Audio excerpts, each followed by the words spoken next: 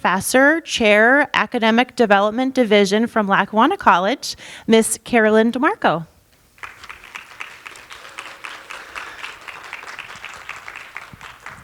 Thank you.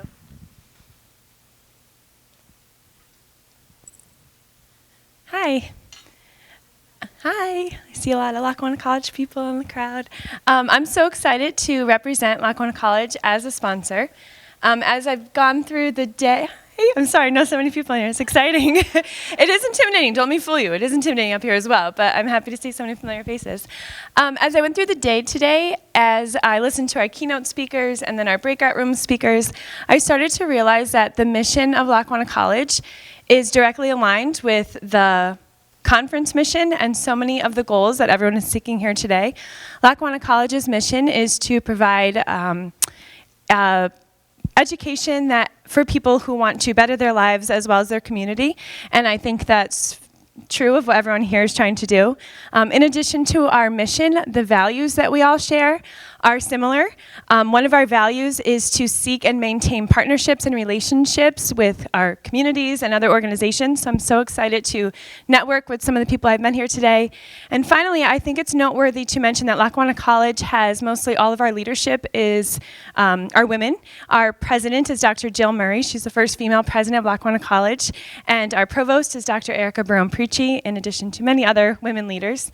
So I'm so excited to be a sponsor on behalf of Lackawanna College and share in the goals of unity and inclusion. And I'm really excited to introduce the person who we're all here to listen to, Michele Morgan. So in association management for over 25 years, Michele Morgan began her career at a trade association, the National Kitchen and Bath Association, NKBA. And then as an association manager and executive director of NEUG International. Little did Michele know her career at NKBA would give her the foundation needed to run NEUG International. Michele worked in a hands-on environment within several areas of the business, including meeting and conference planning, membership, production, accounting, customer service, marketing, database management, reporting analytics, and content website management before becoming the Assistant Director of Operations. She began her tenure at the NEUG International in 2004. Michele is a mother of 3 amazing boys, now men, and a grandmother of 7 beautiful grandchildren. So I'm happy to introduce Michele. Thank you. All right, can everybody hear me okay? Okay, well thank you very much. And clearly math is not my strong suit because I've been in the business for 30 years. So I did the math yesterday as I was writing more notes for my presentation. So 30 years and it shows my grades. So I'm gonna ask Tina, who works with me in the audience, to set her alarm to remind me to make my hair appointment because clearly I didn't do that before I came here. So we're going to talk a little bit today about, I need to get my pointer here, about being efficient in a work environment from home. So before COVID started, not a whole lot of us worked from home. There was only a small percentage of companies that were working from home, and everything changed once COVID hit. So most, if not all, or many of us, then turned to a work from home environment. So just a few statistics on the screen. 77 major distractions. There was, this morning, Tina, a session I was in, Tina Walsh was the presenter, and she was talking about distractions.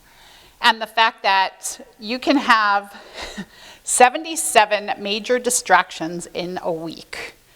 I don't know about most of you, but I can have 77 major distractions in 5 minutes.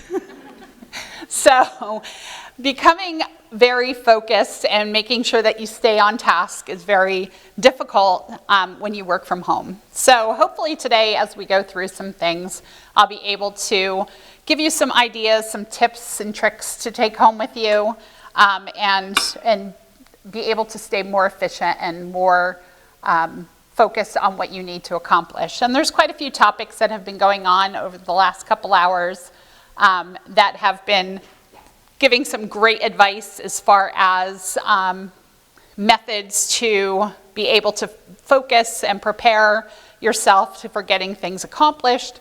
So we're going to talk a little bit about those today, but I also wanted to talk about some of these statistics. 22% have a hard time unplugging from work. If I could see a raise of hands, how many of you are working 100% of the time from home at this point? Okay. And I just want to note, I'm surprised that 22% are having a hard time unplugging from work, because I don't know about most of you, but I find myself, I'm very bad at this part of my job. I find myself working until 5, 6 o'clock at night, come downstairs, make dinner, clean up dinner, sit down in the recliner, watch TV with my husband with a laptop in my lap. So that is a very difficult task to unwind from. Like, you cannot do that. And I'm preaching, this is the kettle, calling the kettle black, the pot calling the kettle black.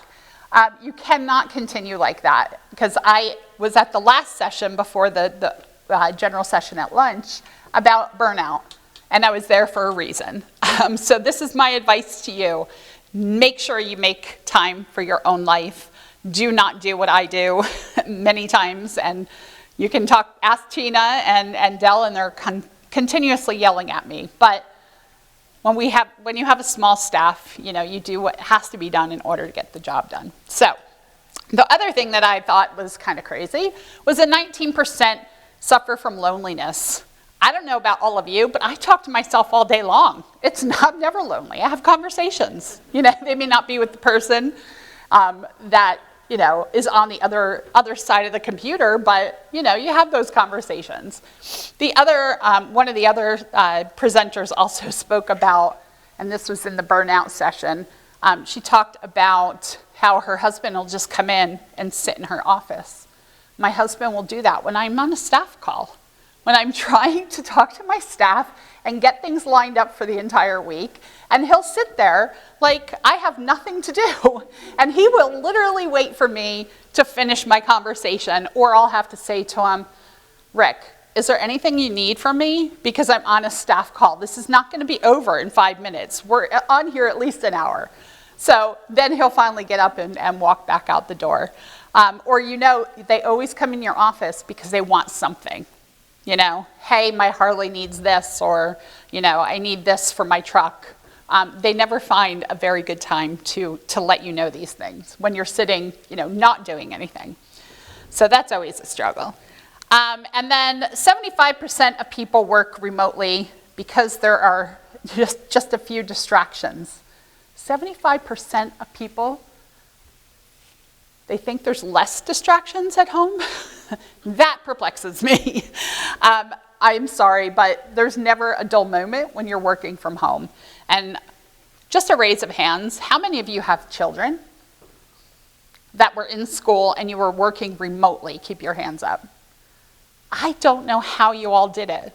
Like, I have 3 boys that are now, as you were told, men at this point, and 7 grandkids. And I cannot even tell you, I can't last 1 hour with those kids, let alone have to do my job and have to be able to help them with their homework or make them lunch or whatever throughout the entire day. So round of applause to all of you women in here that are moms and had to do that over the last 2 years, because I give you a lot of credit.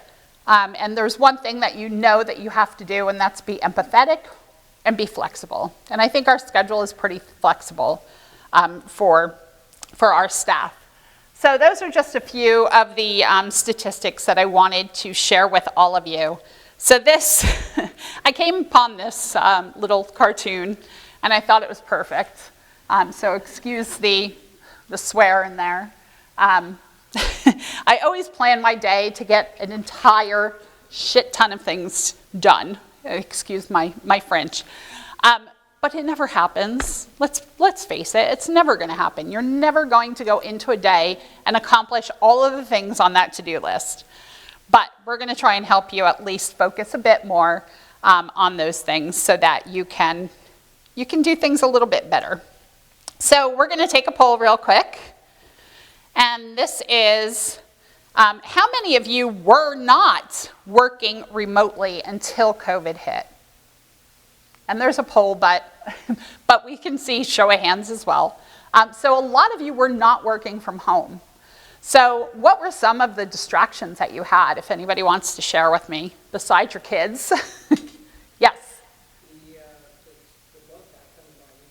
The bug guy, yes. The bug guy. How about the UPS guy? How many of you have dogs? Do they bark at everything like my 2 labs do? So I have a trick for that. Not a huge trick, but there's a trick. So do we have a poll gauge? 67% said yes. Actually, went up. Thank you guys. 67% said yes and 20% said no. Okay.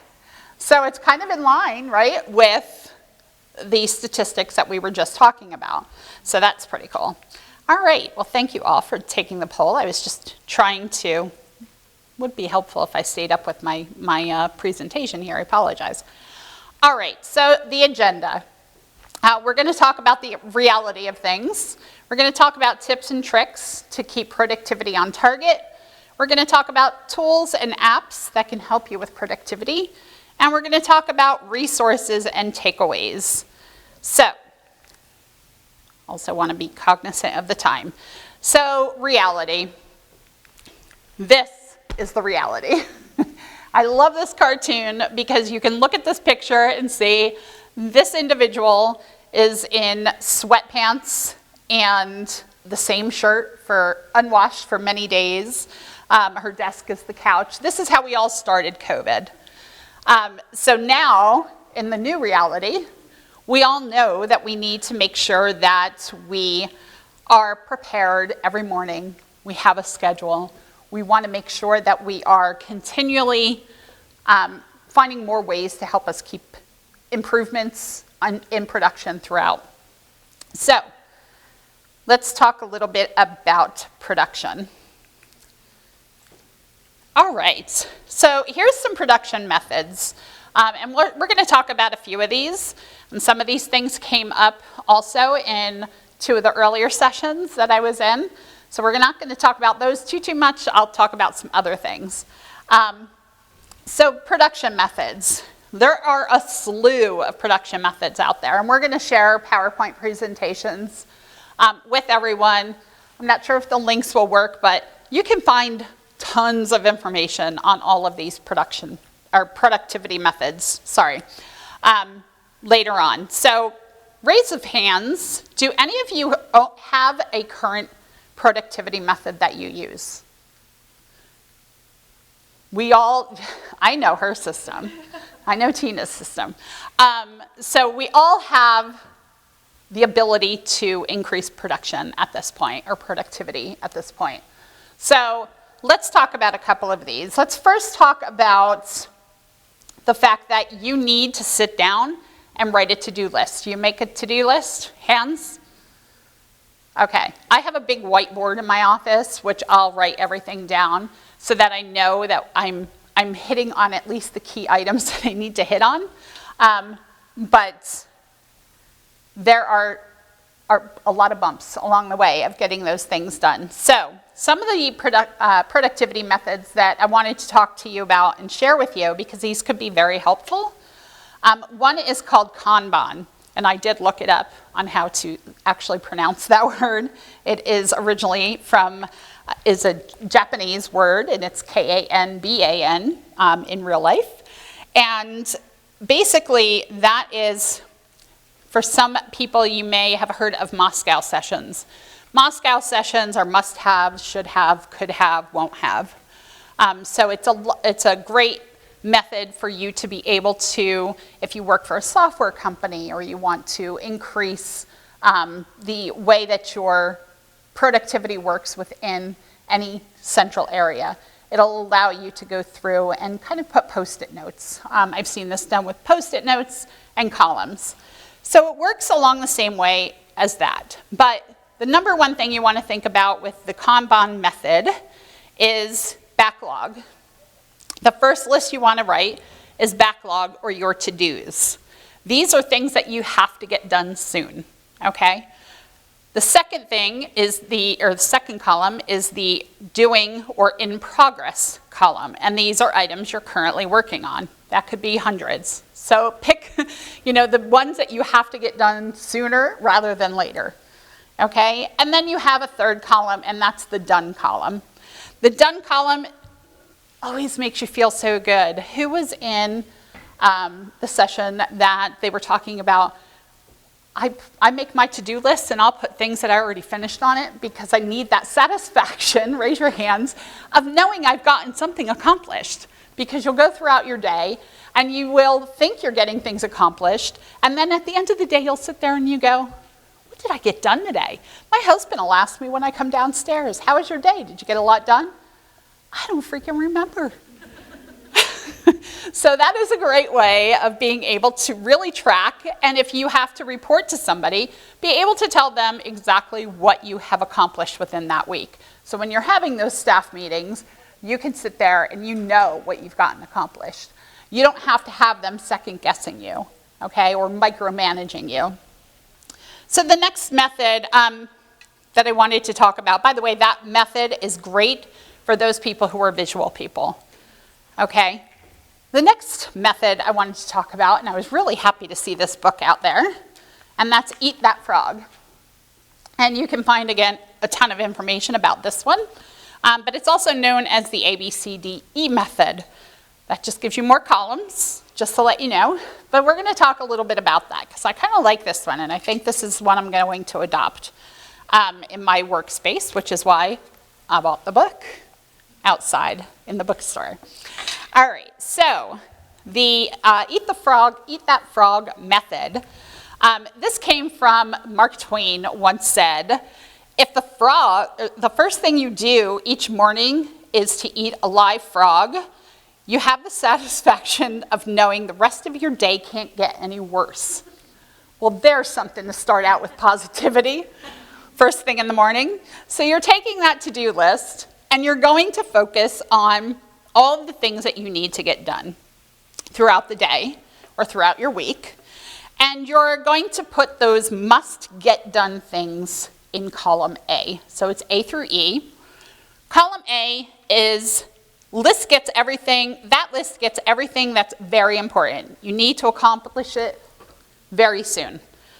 And if you don't, there are serious consequences that will follow. So if you have, I'll take it for instance, I deal a lot with sponsorship. With COVID, we haven't been able to have in-person meetings. If I don't get some sponsorship money, we are in some serious cash flow issues. So working on that and getting that accomplished is key. Another item is helping Tina to be able to get her membership touchpoint project completed, because that, again, is going to bring in new members. That affects cash flow. Those are the things I'm talking about. So that's column A. Column B are your should-do tasks. Those have mild consequences if you don't accomplish them. So keep that in mind. Column C has no effect on your work life, which makes you wonder, why is it on my to-do list? But it happens. So if you don't get it done that day, it's not a huge deal. You'll get it done, but it doesn't have to be done right in that moment. And that helps you throughout the week if you have somebody coming to you with emergencies that then get put on the A column, you can prioritize or reprioritize. And then column D are your delegated tasks. Your delegated task, anything that I can push off to my marketing person or to membership and have those things worked on. And lastly, column E, which is to eliminate. These are your habits. These are the, oh, let me look at this cute TikTok video. Or, oh, somebody just texted me, let me answer them back. Those need to be eliminated or at least pushed off to the end of the day. A lot of the things that I have done as far as research have all said the same thing. Do not have your phone nearby if you do not need it. I need mine, I use it, on a daily basis, so I can't put it too far.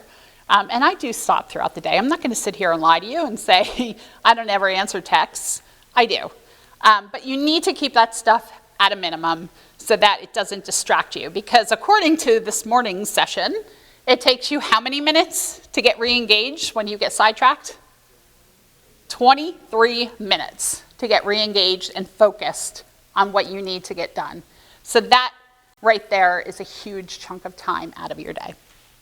All right, so another method we want to talk about is the SMART method. And they did talk about that a little bit this morning. Again, that's specific, measurable, assignable, realistic, and time-related. So this is more for goal-oriented people. You need to have a reason, a specific item that you need to get done.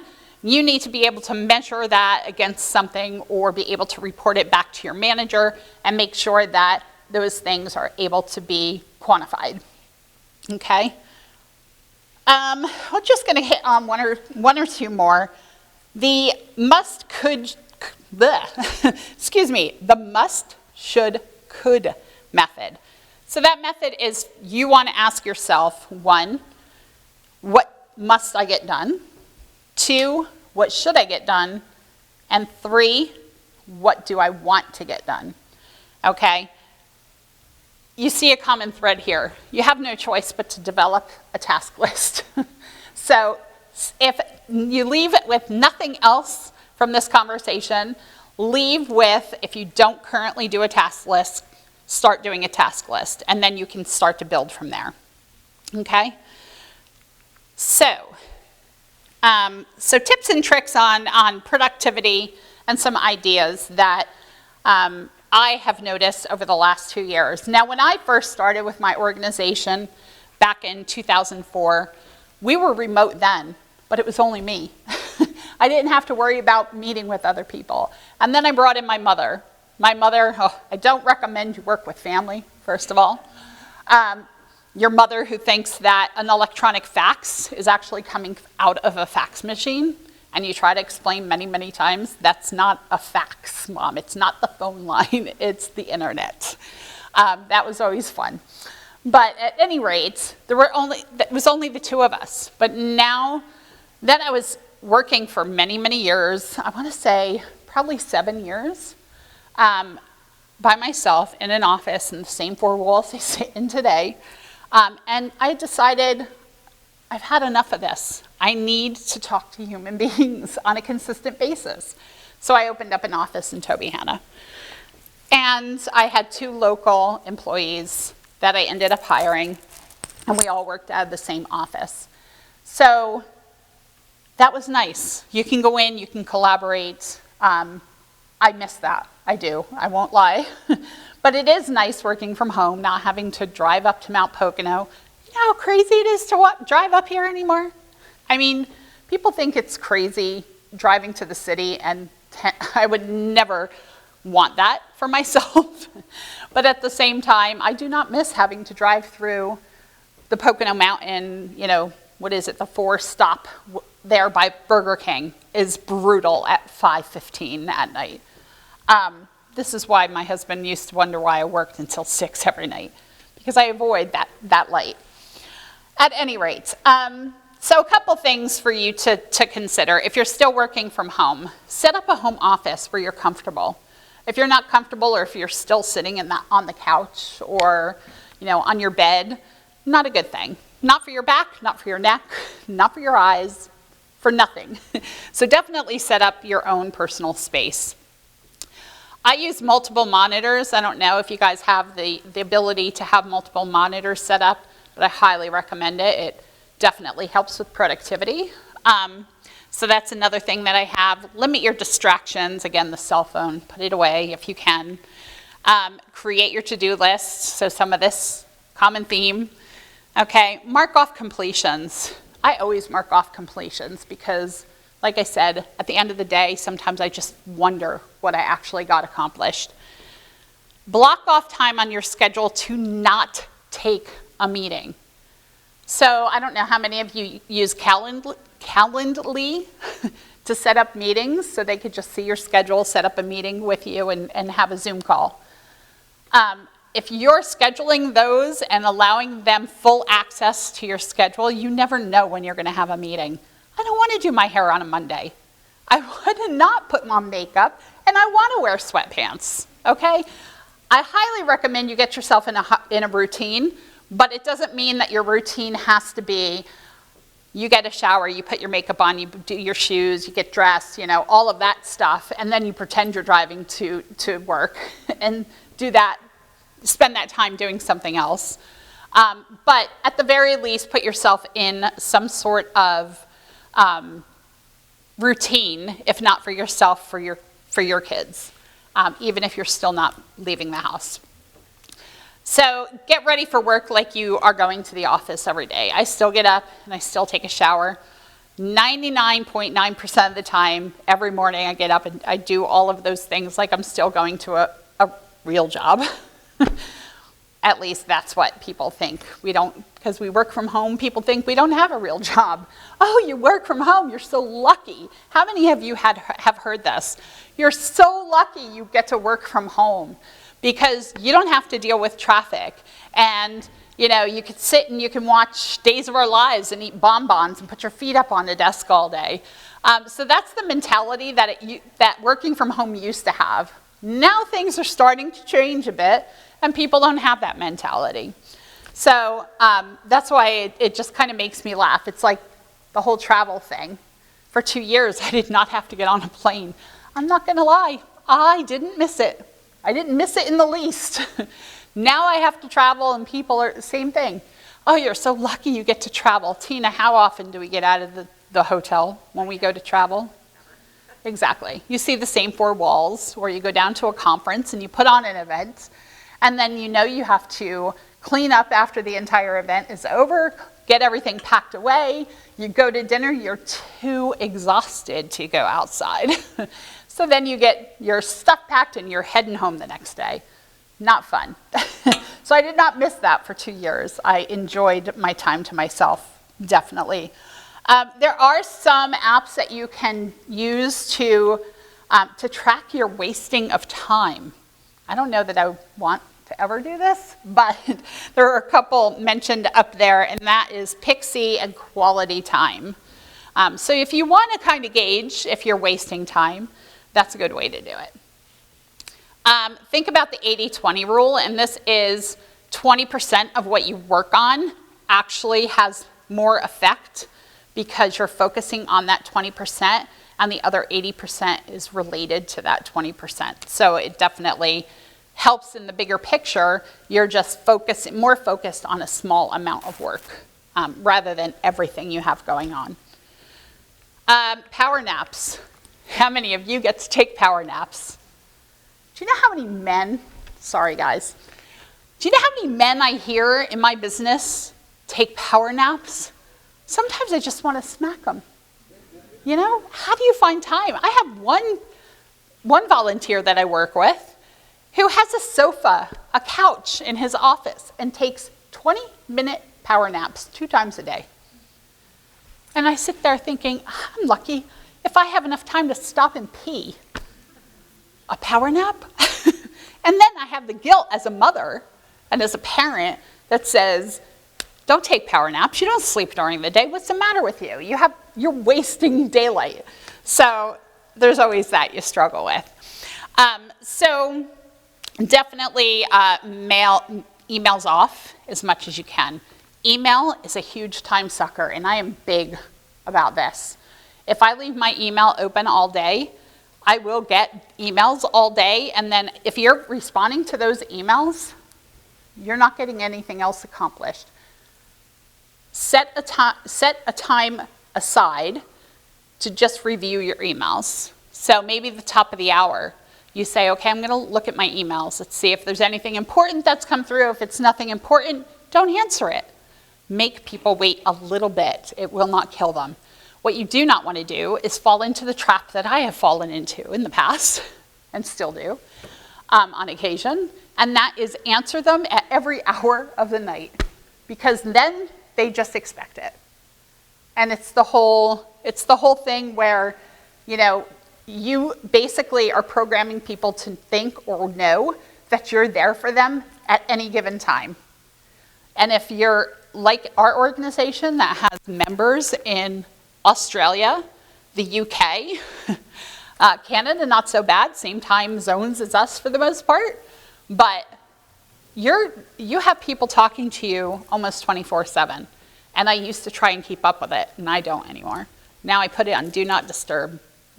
Focus is the best thing Apple ever came out with, in my opinion. So definitely turn off that email. Most important task, move. Get up and move. And yes, I do listen to my Apple Watch. I do not listen to it when it says breathe. And I do exactly what the individual said in the 11 o'clock session this morning. And I say, breathe, I don't have time to breathe. That's exactly what I do. So I have turned that feature off, but at the very least, get up and move, because you will feel it. You will know that you haven't gotten up from that chair all day long. So that is one of the biggest things I will tell you today.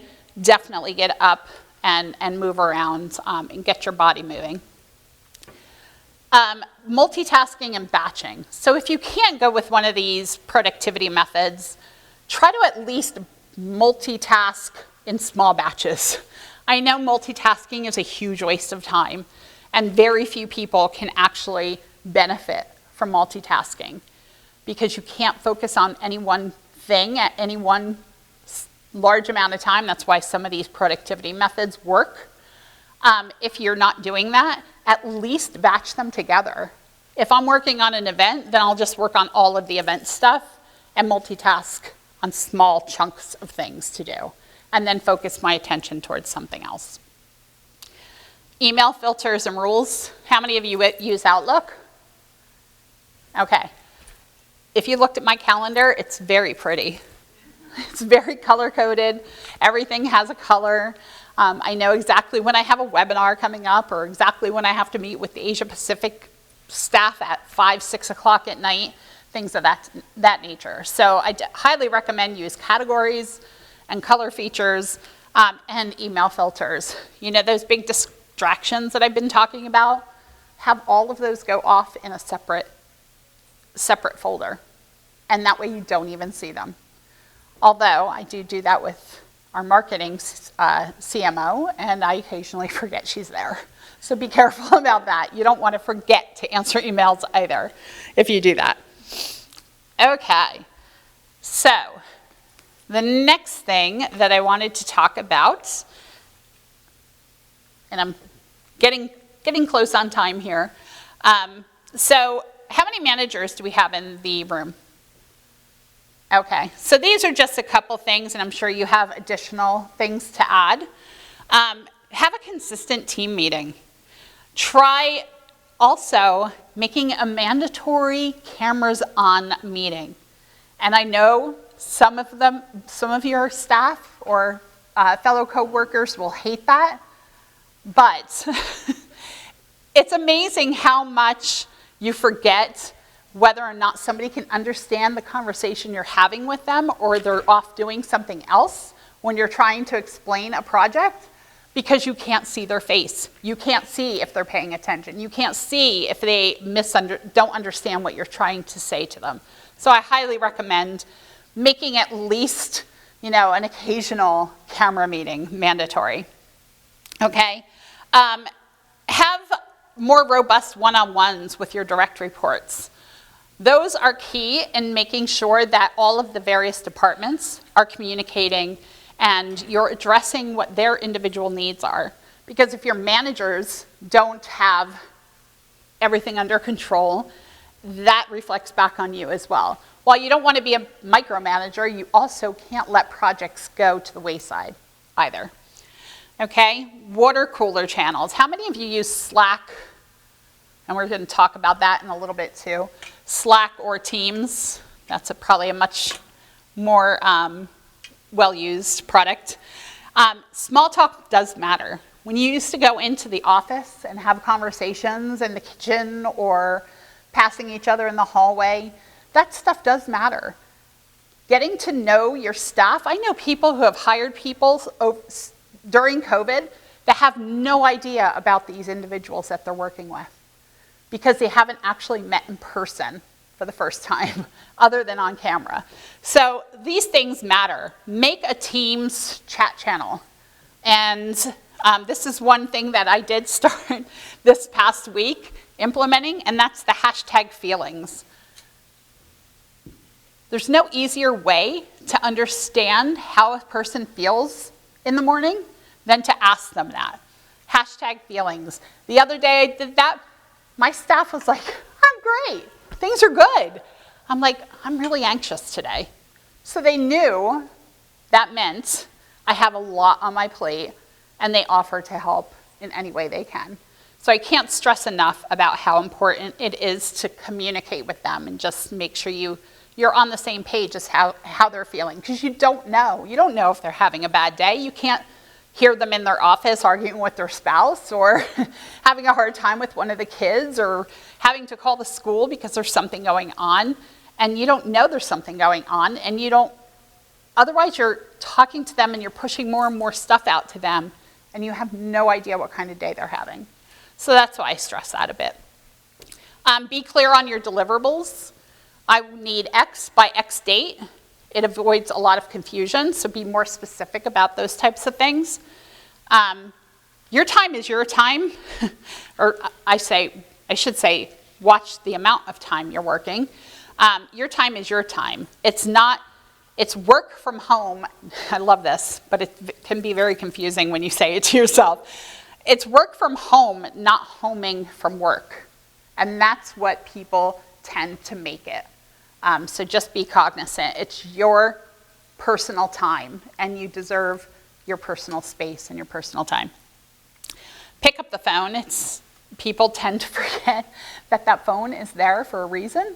We tend to want to have a meeting or shoot emails or chat messages, and that can develop into a whole big argument that you never saw coming. So pick up the phone if you start to feel like you're being misunderstood or someone's not quite getting what you're trying to do. Here's a good one. How many of you have been in the middle of a very important Zoom meeting and the UPS truck pulls in and starts banging on your door? Because sometimes they will if they need a signature. Put a sign on your door and just say, on a conference call or recording a conference session. I can't tell you how many times I've had to record something on Zoom and put it out on social media or on our YouTube page, and I'm in the middle of it and my dog starts barking because the UPS or FedEx truck's going by. Pull the shades down. Sometimes it's that simple. It took me a little while to figure that out, but, and as managers and leadership, be empathetic, be flexible. I can't tell you how much I stress to you about being flexible with your staff, especially with COVID still going on, and the fact that they have kids and you're working from home. The convenience of working from home is to be flexible with a schedule. Don't think 9 to 5 is going to work anymore, because it doesn't. Okay? Be flexible about the schedule. If I need to take a couple hours off to go to the dentist, I go. I make up the time at night. They know that.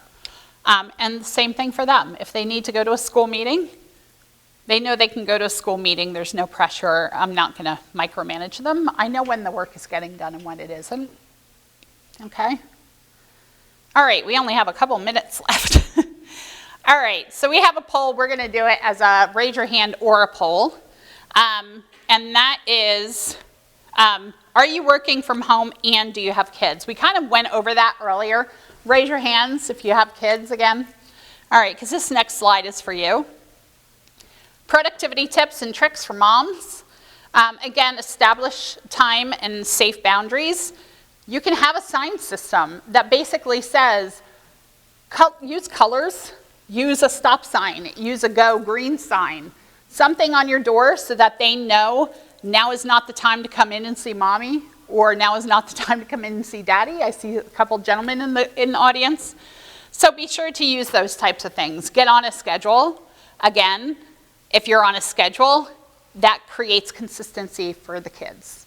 And, you know, I may not have young kids any longer, but I know what it was like just working and not working from home and having kids. So definitely keep that routine going. A handoff and on routine, if you have a spouse working from home as well. Sometimes that works, sometimes it doesn't.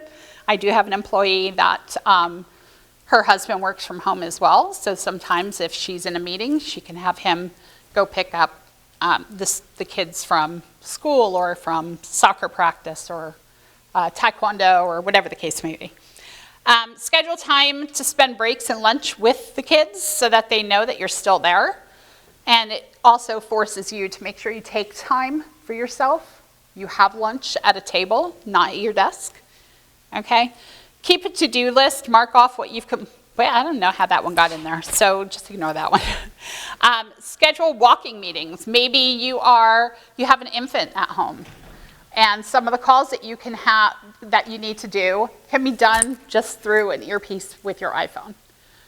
Go for your walk, and you're killing two birds. Well, that's a bad saying. I'm not supposed to say that saying anymore. You accomplish two things at the same time. Meal prep on Sundays if possible, sometimes that helps.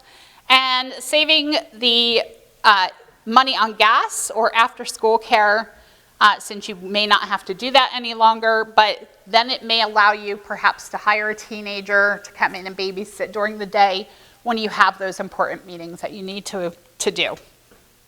Okay? All right, productivity tools. I'm not going to get into a ton of stuff here. Again, these will be shared with you. There's a lot of great project and people management that is available with these products. And then the chat and meeting and networking options. Sococo, does anybody use Sococo or have you heard of it? It's pretty cool. You can actually have an actual office and people have to knock in order to come in. So these are some great productivity tools. Again, more information. Focus at Will. I don't know if you've heard of that one.